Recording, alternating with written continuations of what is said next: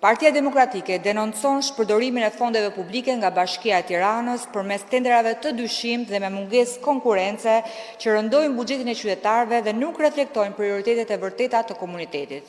Sipas Open Procurement, në total 17 milion euro janë shpenzuar nga Bashkia e Tiranës për blerje pajisje dhe orendi mobilimi përmes 63 tenderave, për cilën u shpallur fitues 16 operator ekonomik, pra mesatarisht 4 tendera për secilin operator.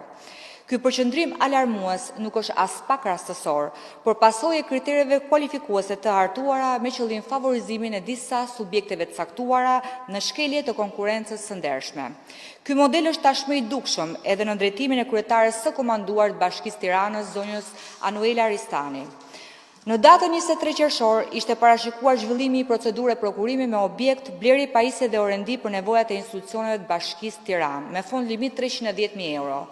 Kjo procedurë përmban kriteret të pajustifikuar dhe jo proporcionale, me objektin dhe natyrën e kontratës, duke cënuar lishmërinë dhe parimet e barazisë trajtimit të operatorëve në kundërshtim me ligjin e prokurimit publik, nenin 2, nenin 3, nenin 21 dhe nenin 77, vendimin e Këshillit të Ministrave për rregullat e prokurimit publik, nenin 40, nenin 41 dhe nenin 78.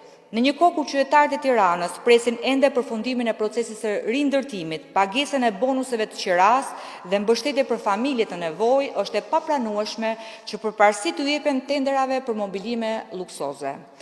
Partia Demokratike i bën thirrje Bashkisë Tiranës dhe zonjës Ristani të rishikojë menjëherë këto praktika të dëmshme dhe të fokusohet në nevojat reale të komunitetit. Çdo shkelje apo abuzim me fondet publike do të monitorohet dhe denoncohet me vendosmëri nga opozita. Faleminderit.